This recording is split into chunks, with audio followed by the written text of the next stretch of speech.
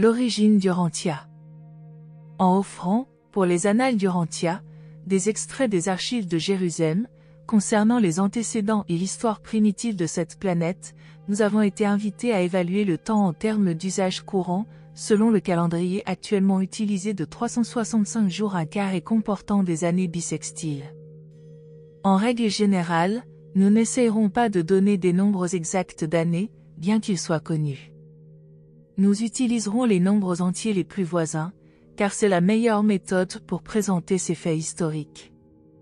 Quand nous évoquerons un événement vieux d'1 ou 2 millions d'années, nous le daterons de ce nombre d'années comptées en remontant dans le temps, et en prenant pour point de départ les premières décennies du XXe siècle de l'ère chrétienne. Nous décrirons donc le déroulement de ces événements lointains selon des périodes arrondies en milliers, en millions et en milliards d'années. Contrôleur physique du super-univers d'Orvonton. 2. Le stade nébulaire primaire. Toutes les créations matérielles évolutionnaires naissent de nébuleuses gazeuses et circulaires, et toutes ces nébuleuses primaires sont circulaires pendant la première partie de leur existence gazeuse. À mesure qu'elles vieillissent, elles deviennent généralement spirales. Quand leur fonction de formatrice de soleil a terminé son cours, elles prennent souvent la forme finale d'amas d'étoiles ou d'énormes soleils entourés d'un nombre variable de planètes, de satellites et de formations matérielles moindres, ressemblant sous bien des rapports à votre propre minuscule système solaire. Il y a 800 milliards d'années, la création d'Andronové avait bien pris corps, elle apparaissait comme l'une des magnifiques nébuleuses primaires d'Orvonton. Quand les astronomes des univers voisins observèrent ce phénomène de l'espace, ils y virent très peu de choses susceptibles d'attirer leur attention. Les estimations de gravité faites dans les créations adjacentes indiquaient que des matérialisations spatiales avaient lieu dans la région d'Andronové, mais c'était tout.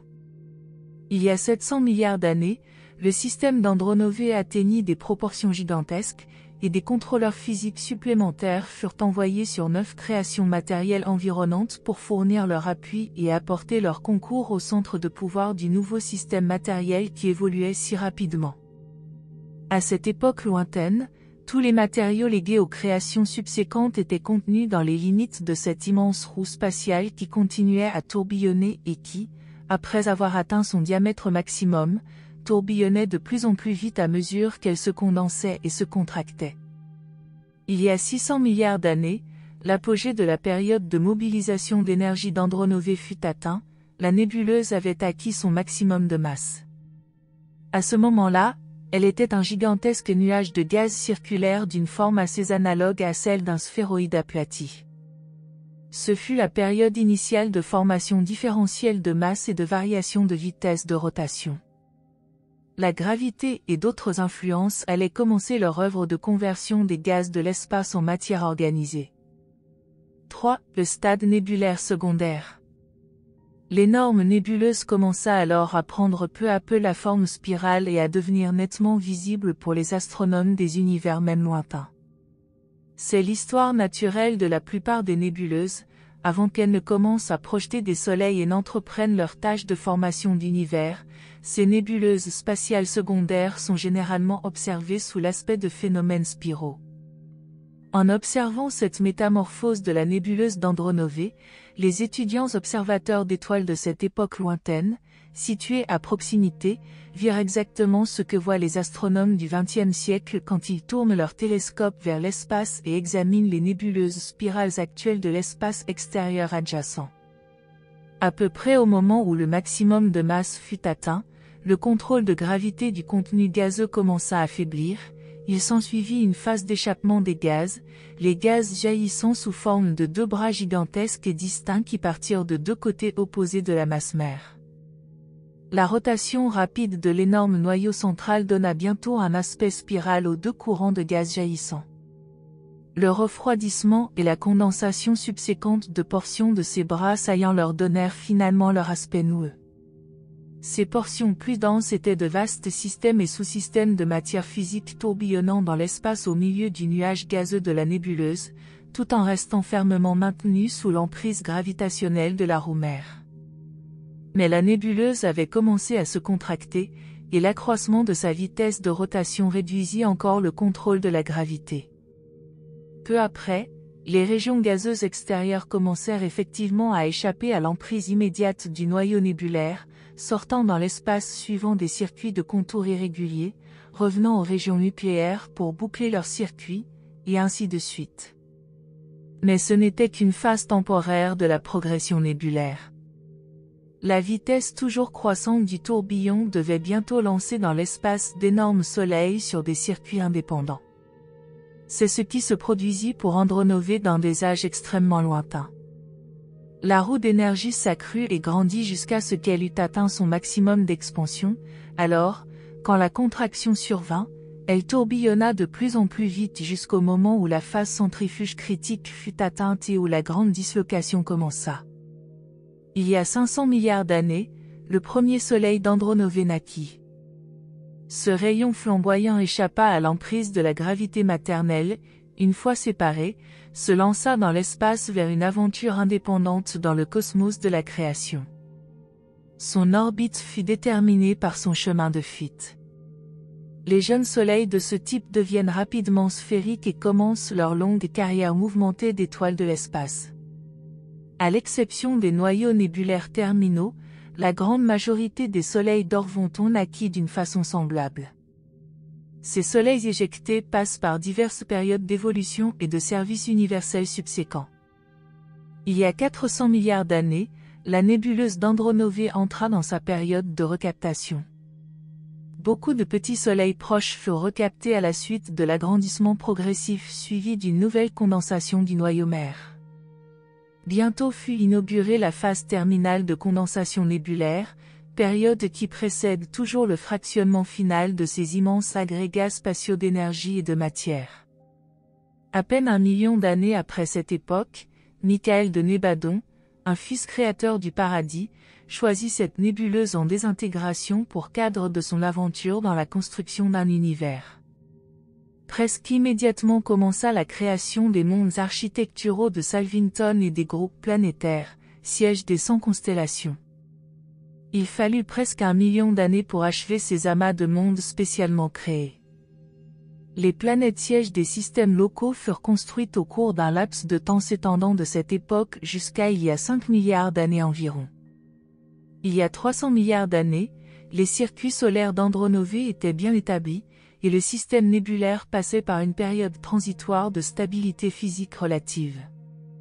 À peu près à cette époque, l'état-major de Michael arriva sur Salvington, et le gouvernement du Versa, capitale d'Orvonton, reconnut officiellement l'existence physique de l'univers local de Nébadon. Il y a 200 milliards d'années, la contraction et la condensation d'Andronovê progressèrent avec un énorme engendrement de chaleur dans son amas central, ou masse nucléaire. Il apparut de l'espace relatif même dans les régions voisines de la roue centrale du Soleil-mère. Les régions extérieures devenaient plus stables et mieux organisées, quelques planètes tournant autour des soleils nouveau-nés s'étaient suffisamment refroidies pour convenir à l'implantation de la vie. Les plus anciennes planètes habitées de Nébadon datent de cette époque. Maintenant, le mécanisme universel parachevé de Nébadon commence à fonctionner pour la première fois, et la création de Michael est enregistrée sur Uversa en tant qu'univers d'habitation et d'ascension progressive de mortels. Il y a 100 milliards d'années, la tension de condensation parvint à son apogée sous sa phase nébulaire, le point maximum de tension calorifique était atteint.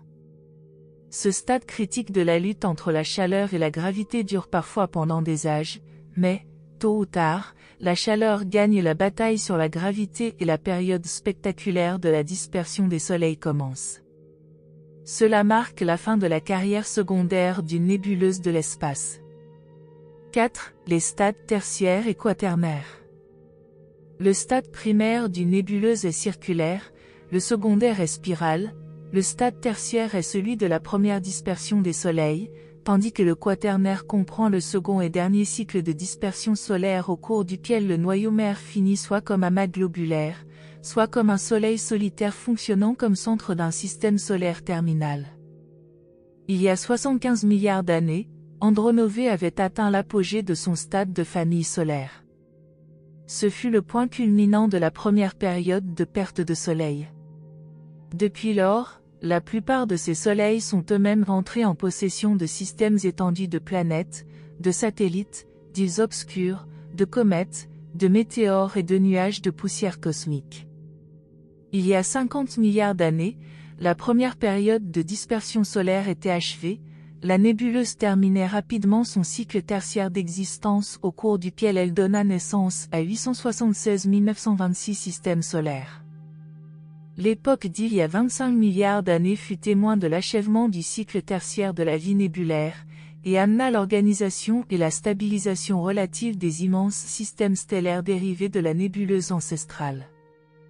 Mais le phénomène de contraction physique et de production de chaleur accrue se poursuivit dans la masse centrale du résidu nébulaire. Il y a 10 milliards d'années commença le cycle quaternaire d'Andronové. Le maximum de température de la masse nucléaire avait été atteint, le point critique de condensation approchait.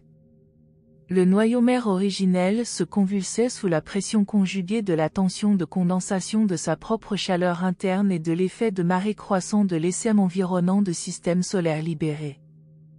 Les éruptions nucléaires, qui devaient inaugurer le second cycle nébulaire de dispersion solaire, étaient imminentes. Le cycle quaternaire de l'existence nébulaire allait commencer. Il y a 8 milliards d'années débuta la colossale éruption terminale.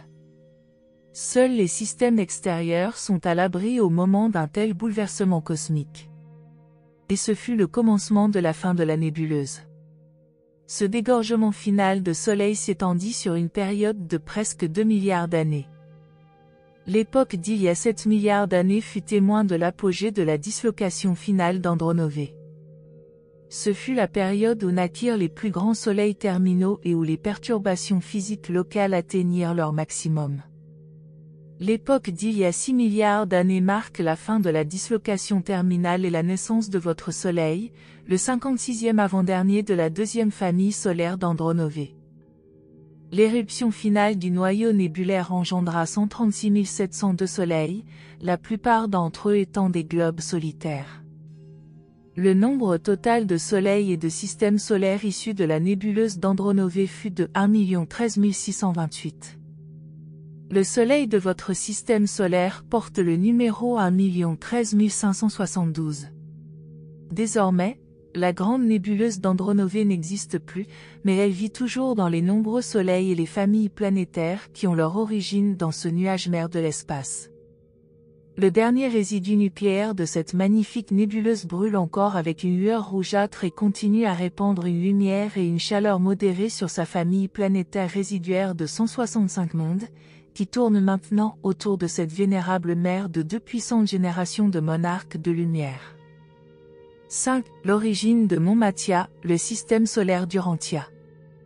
Il y a 5 milliards d'années, votre Soleil était un globe incandescent relativement isolé, qui avait recueilli en lui la majeure partie de la matière circulant dans l'espace proche, les résidus du récent bouleversement qui avait accompagné sa naissance. Aujourd'hui, votre Soleil a atteint une stabilité relative, mais les cycles de 11 ans et demi des taches solaires rappellent qu'il était, dans sa jeunesse, une étoile variable. Durant les premiers temps de votre Soleil, la contraction continuelle et l'élévation graduelle de la température qui s'ensuivait provoquèrent d'immenses convulsions à sa surface. Il fallait 3 jours et demi à ces soulèvements titanesques pour accomplir un cycle de changement d'éclat.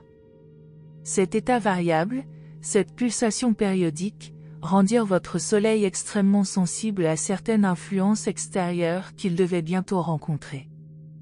Ainsi, le cadre de l'espace local était prêt pour l'origine exceptionnelle de Monmatia, nom de la famille planétaire de votre Soleil, le système solaire auquel appartient votre monde.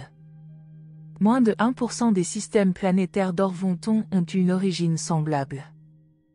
Il y a 4 milliards et demi d'années, l'énorme système d'Angona commença à s'approcher de ce Soleil isolé. Le centre de ce grand système était un géant obscur de l'espace, solide, puissamment chargé, et possédant une prodigieuse force d'attraction gravitationnelle. À mesure qu'Angona s'approchait davantage du Soleil, et au moment d'expansion maximum des pulsations solaires, des torrents de matière gazeuse étaient projetés dans l'espace comme de gigantesques lampes solaires. Au début, ces langues de gaz incandescent retombaient invariablement sur le Soleil, mais, à mesure qu'Angona se rapprochait, l'attraction gravitationnelle de ce gigantesque visiteur devint si forte que les langues de gaz se brisèrent en certains points, les racines retombant sur le Soleil tandis que les parties extérieures s'en détachaient pour former des corps indépendants de matière, des météorites solaires, qui se mettaient immédiatement à tourner autour du Soleil sur leur propre orbite elliptique. À mesure que le système d'Angona se rapprochait, les épanchements solaires devinrent de plus en plus importants. Une quantité croissante de matière fut extraite du Soleil pour former des corps indépendants circulant dans l'espace environnant. Cette situation se développa pendant environ 500 000 ans, jusqu'à ce qu'Angona eût atteint son point le plus rapproché du Soleil, sur quoi, en conjonction avec une de ses convulsions internes périodiques, le Soleil subit une dislocation partielle. Aux antipodes l'un de l'autre et simultanément, d'énormes volumes de matière se dégorgèrent. Du côté d'Angona, une grande colonne de gaz solaire fut attirée, ses deux extrémités étaient plutôt effilées et son centre nettement renflé, elle échappa définitivement au contrôle gravitationnel immédiat du Soleil. Cette grande colonne de gaz solaire, ainsi séparée du Soleil, évolua ensuite en formant les 12 planètes du système solaire. Le gaz éjecté par contre-coup du côté opposé du Soleil, en synchronisme cyclique avec la gigantesque protubérance ancestrale du système planétaire, s'est condensé depuis lors en formant les météores et la poussière spatiale du système solaire. Toutefois, une très grande quantité de cette matière fut recaptée ultérieurement par la gravité solaire à mesure que le système d'Angona s'éloignait dans les profondeurs de l'espace.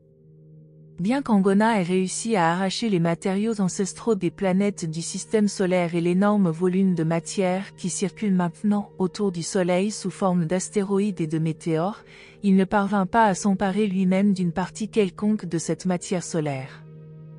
Le système visiteur ne passa pas tout à fait assez près pour dérober la moindre substance au Soleil, mais il s'en approcha suffisamment pour attirer dans l'espace intermédiaire toute la matière composant le système planétaire présent. Les 5 planètes intérieures et les 5 planètes extérieures se formèrent bientôt en miniature à partir des noyaux, en voie de refroidissement et de condensation, dans les extrémités effilées et moins volumineuses de la gigantesque protubérance de gravité qu'Angona avait réussi à détacher du Soleil, tandis que Saturne et Jupiter se formèrent à partir des portions centrales plus volumineuses et plus renflées. La puissante attraction gravitationnelle de Jupiter et de Saturne capta bientôt la plupart des matériaux dérobés à Angona, comme l'atteste le mouvement rétrograde de certains de leurs satellites.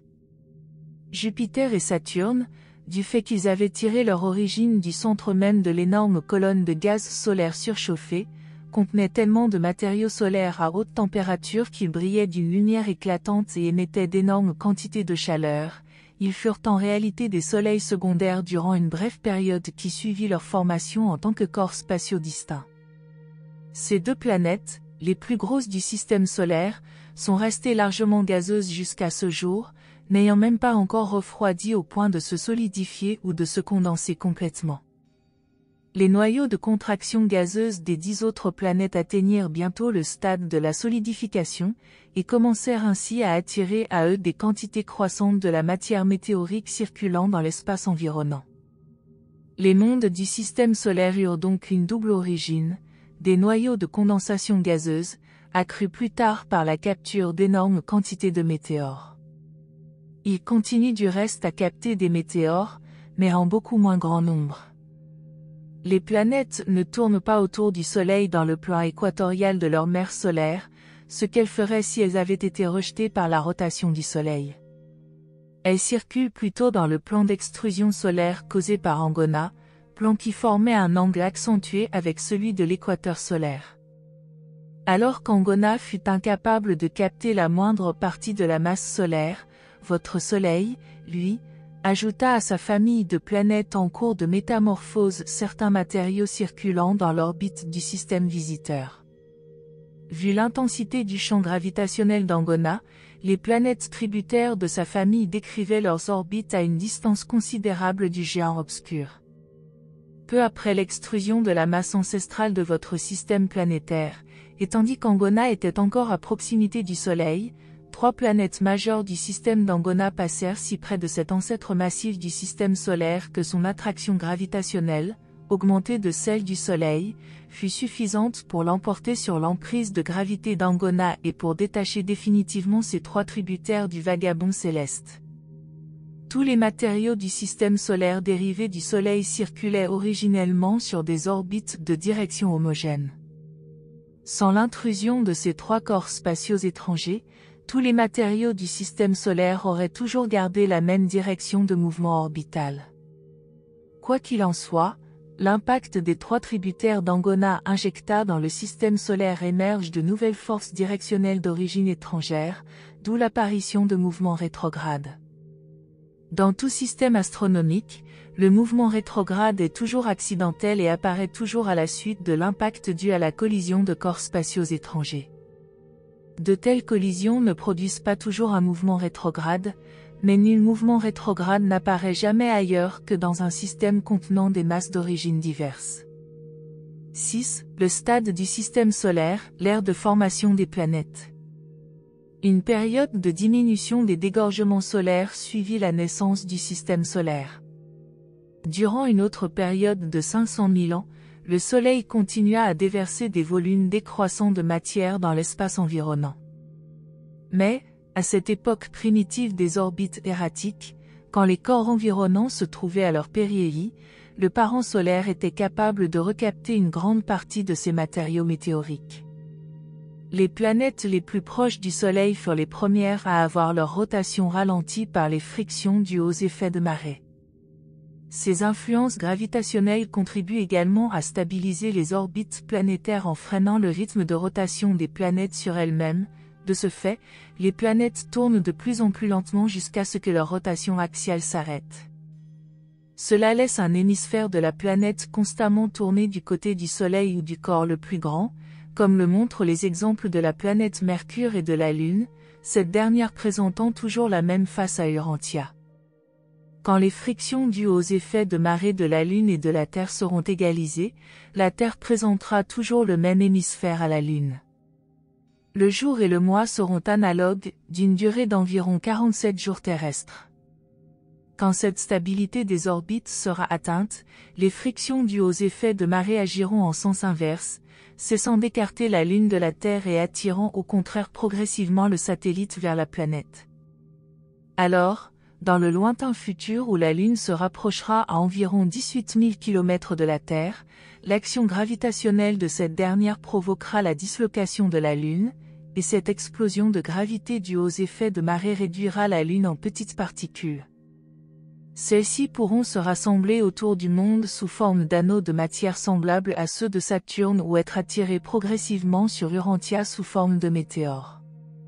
Si des corps spatiaux ont la même taille et la même densité, des collisions peuvent se produire. Mais, si 2 corps spatiaux de densité semblable ont une taille relativement inégale, quand le plus petit se rapproche progressivement du plus grand, le plus petit se désintègre dès que le rayon de son orbite devient inférieur à 2 fois et demi le rayon du corps le plus grand.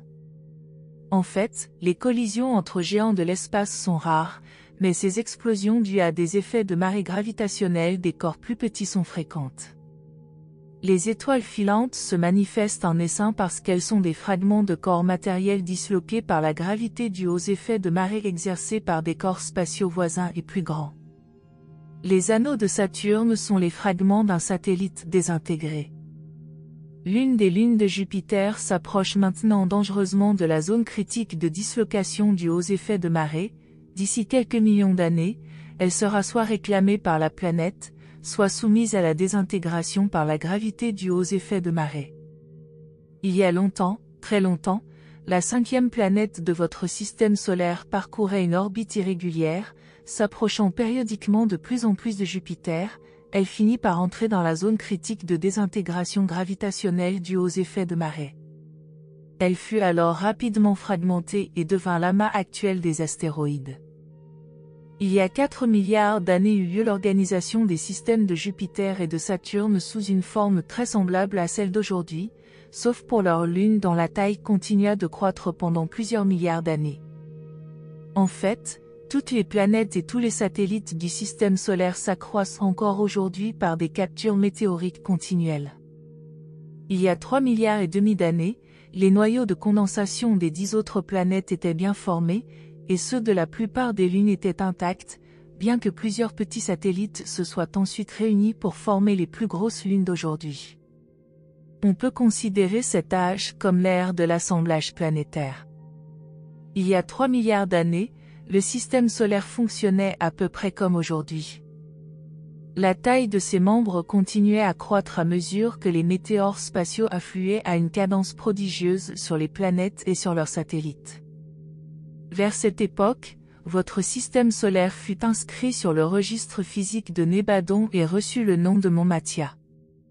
Il y a 2,5 milliards d'années, la taille des planètes avait immensément grandi. Urantia était une sphère bien développée, elle avait environ 1/10 de sa masse actuelle et s'accroissait toujours rapidement par absorption de météorites. Toute cette prodigieuse activité fait normalement partie de l'édification d'un monde évolutionnaire de l'ordre d'Urantia. Elle constitue les préliminaires astronomiques de la mise en scène permettant le début de l'évolution physique de tels mondes spatiaux qui se préparent aux aventures de vie du temps. C'est l'ère météorique, l'ère volcanique. L'atmosphère planétaire primitive. Durant toute cette époque primitive, les régions spatiales du système solaire fourmillaient de petits corps formés par fragmentation et condensation. Faute d'une atmosphère protectrice pour les comburer, ces corps spatiaux s'écrasaient directement sur la surface d'Urantia. Ces impacts incessants maintenaient la surface de la planète plus ou moins chaude, et ce phénomène, s'ajoutant à l'action croissante de la gravité à mesure que la planète grossissait, commença à mettre en œuvre les influences qui amenèrent progressivement les éléments lourds, tels que le fer, à s'accumuler de plus en plus vers le centre de la planète. Il y a 2 milliards d'années, la Terre commença nettement à gagner sur la Lune. La planète avait toujours été plus grosse que son satellite, mais il n'y avait pas une telle différence de taille avant cette époque au cours de laquelle d'énormes corps spatiaux furent captés par la Terre. Urantia avait alors environ 1/5 de sa taille actuelle et était devenue assez grande pour retenir l'atmosphère primitive qui avait commencé à apparaître par suite du conflit élémental entre l'intérieur chauffé et la croûte en voie de refroidissement. L'activité volcanique proprement dite date de ces temps-là.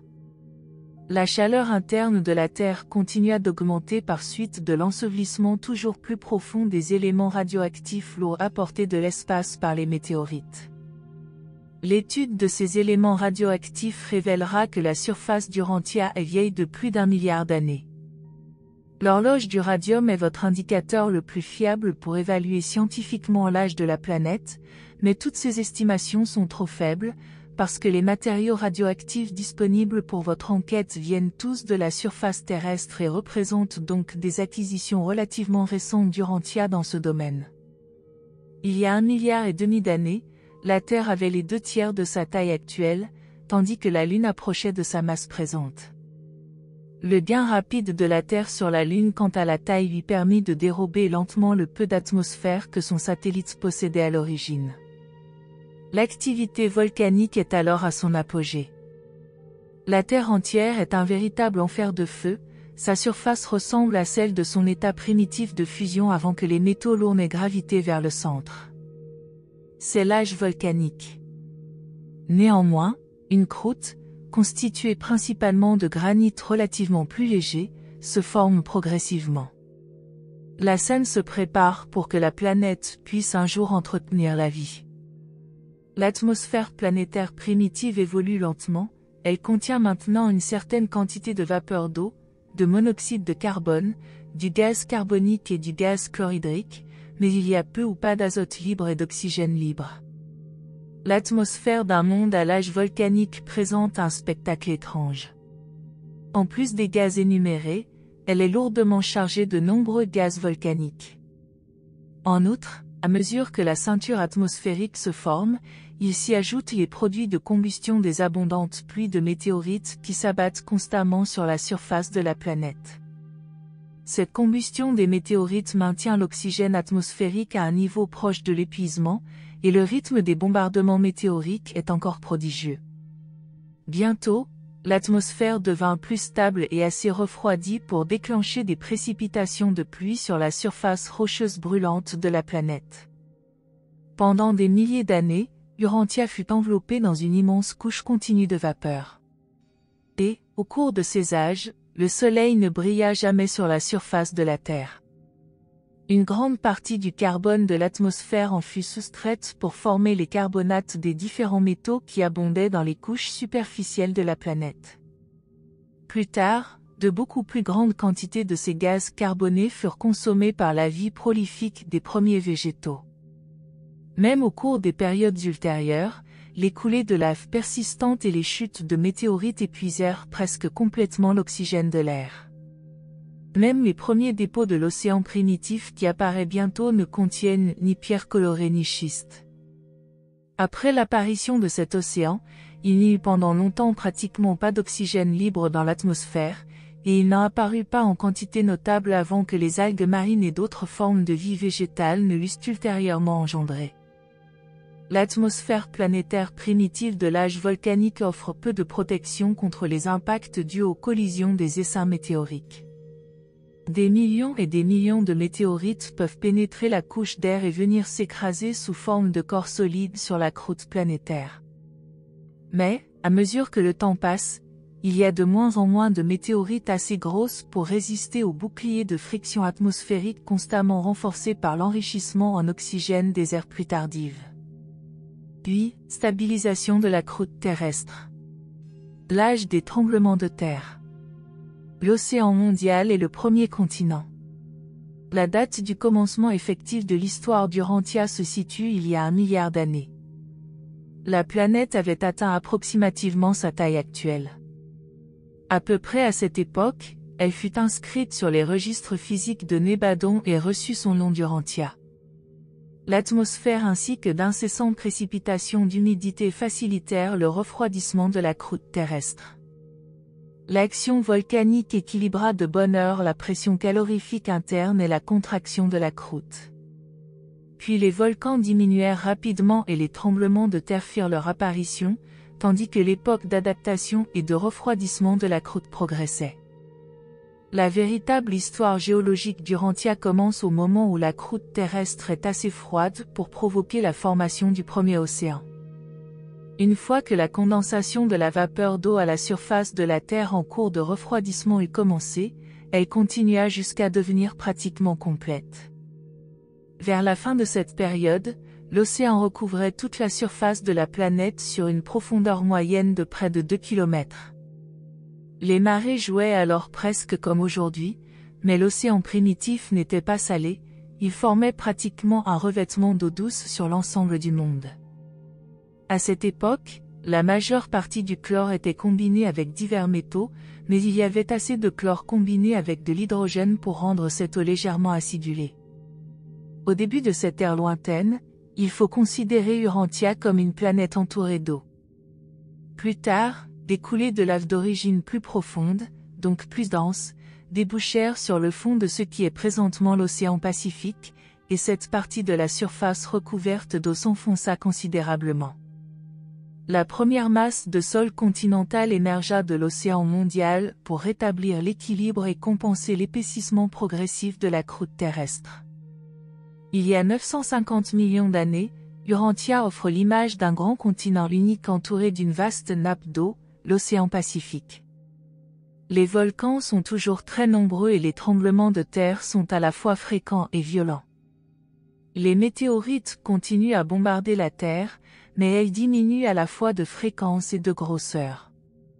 L'atmosphère se clarifie, mais la quantité de gaz carbonique continue à être importante.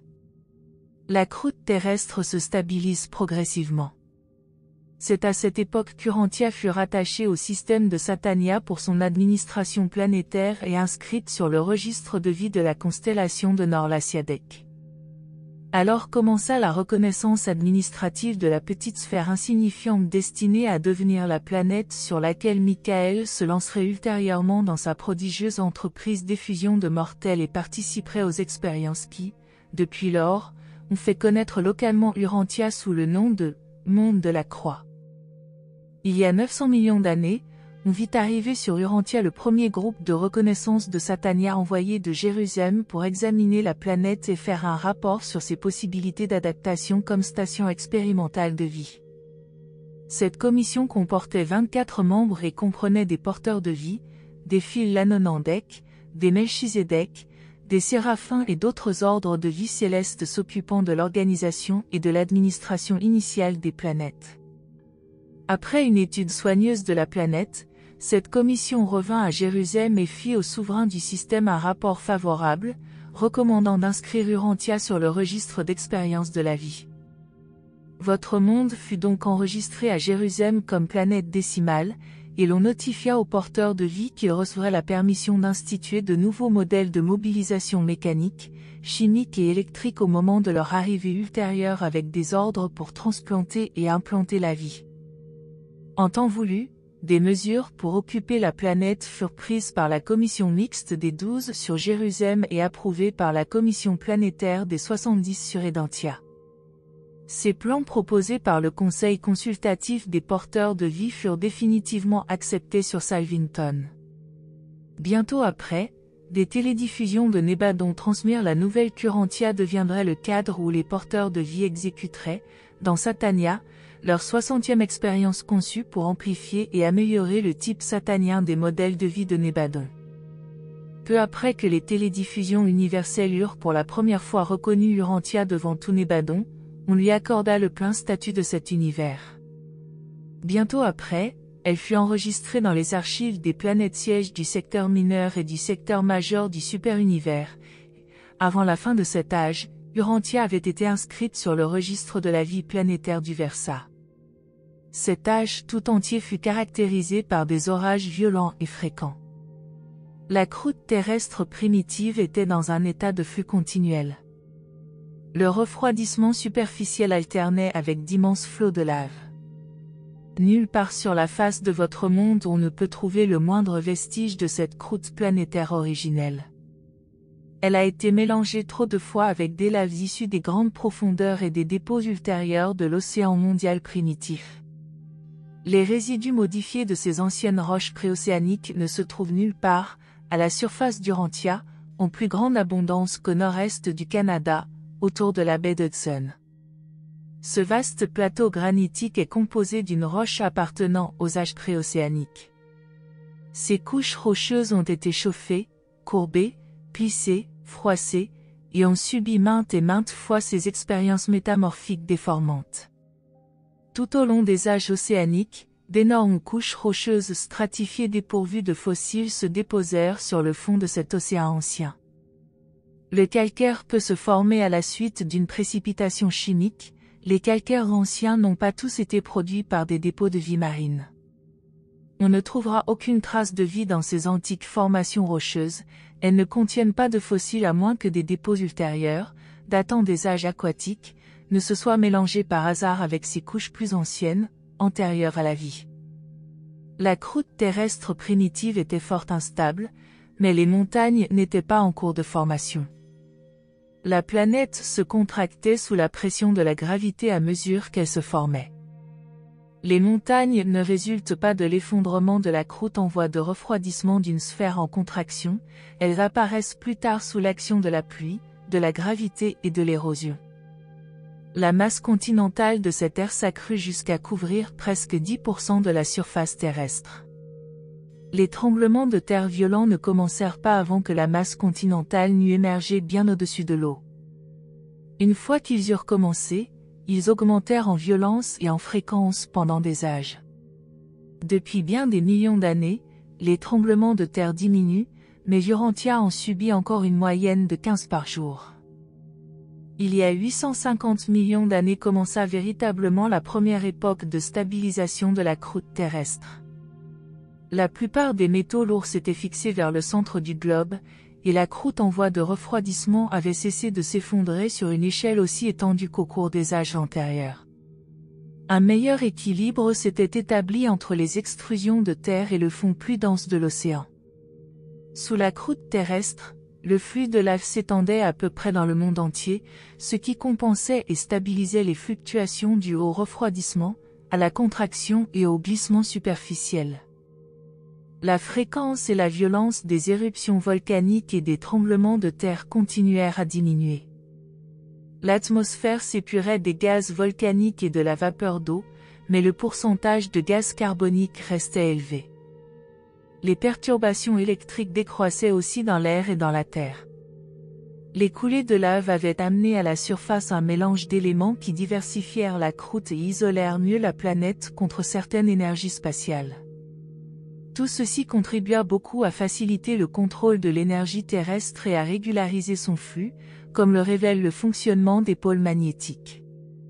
Il y a 800 millions d'années, on assista à l'inauguration de la première grande époque des terres émergées, l'âge de l'émergence continentale accrue. Depuis la condensation de l'hydrosphère de la Terre, d'abord dans l'océan mondial, puis dans l'océan Pacifique, il faut se représenter que cette dernière masse d'eau couvrait les 9/10 de la surface terrestre. Les météorites qui tombaient dans la mer s'accumulaient au fond de l'océan, car elles sont généralement composées de matériaux denses. Celles qui tombaient sur le sol furent fortement oxydées, puis usées par l'érosion et enfin entraînées dans les bassins océaniques. Le fond de l'océan devint ainsi de plus en plus lourd, d'autant plus qu'il s'y ajoutait le poids d'une masse d'eau profonde de 16 km à certains endroits. Sous la poussée croissante de l'océan Pacifique, les masses terrestres continentales continuèrent de s'élever. L'Europe et l'Afrique commencèrent à émerger des profondeurs du Pacifique en même temps que les masses appelées maintenant Australie, Amérique du Nord et du Sud, et continent antarctique, tandis que le lit de l'océan Pacifique continuait à s'enfoncer pour compenser ce mouvement. À la fin de cette période, les terres émergées constituaient presque un tiers de la surface du globe et ne formaient qu'une seule masse continentale. Cet accroissement de l'élévation des terres entraîna les premières différences climatiques de la planète. Élévation du sol, nuages cosmiques et influence océanique sont les principaux facteurs des fluctuations climatiques. L'arête de la masse continentale asiatique atteignit une hauteur de presque 15 000 mètres lors de l'apogée de l'émergence du sol. S'il y avait eu beaucoup d'humidité dans l'air flottant au-dessus de ces régions très élevées, d'énormes couches de glace se seraient formées et l'âge glaciaire serait arrivé beaucoup plus tôt. Plusieurs centaines de millions d'années s'écoulèrent avant que d'aussi grandes masses continentales ne réapparaissent au-dessus des eaux. Il y a 750 millions d'années, les premières brèches commencèrent à apparaître dans la masse continentale sous la forme du grand affaissement nord-sud qui fut plus tard comblé par les eaux de l'océan. Ces brèches préparèrent la voie à la dérive vers l'ouest des continents de l'Amérique du Nord et du Sud, y compris le Groenland. La longue faille est-ouest sépara l'Afrique de l'Europe et détacha du continent asiatique les masses de terre de l'Australie, des îles du Pacifique et de l'Antarctique. Il y a 700 millions d'années, Urantia s'approchait des conditions de maturité nécessaires pour entretenir la vie. La dérive continentale se poursuivait, l'océan pénétrait de plus en plus dans les terres sous forme de longs bras de mer fournissant les eaux peu profondes et les baies abritées qui conviennent si bien comme habitat pour la vie marine. L'époque d'il y a 650 millions d'années fut témoin d'une nouvelle scission des masses terrestres, par conséquent, d'une nouvelle extension des mers continentales. Et ces eaux atteignirent rapidement le degré de salinité indispensable à la vie sur Urantia. Ce sont ces mers et celles qui leur succédèrent qui établirent les annales de la vie d'Urantia, telles qu'on les découvrit par la suite dans des pages de pierre bien conservées, volume après volume, tandis que les ères succédaient aux ères et que les âges s'écoulaient. Ces mers intérieures des temps anciens furent vraiment le berceau de l'évolution. Présentées par un porteur de vie, membre du corps originel d'Urantia, et maintenant observateur réside. Si vous avez aimé cette vidéo, n'hésitez pas à la liker et à la partager avec d'autres personnes intéressées par la spiritualité et philosophie. Merci de nous avoir rejoints aujourd'hui, et je vous retrouve bientôt pour une nouvelle exploration passionnante.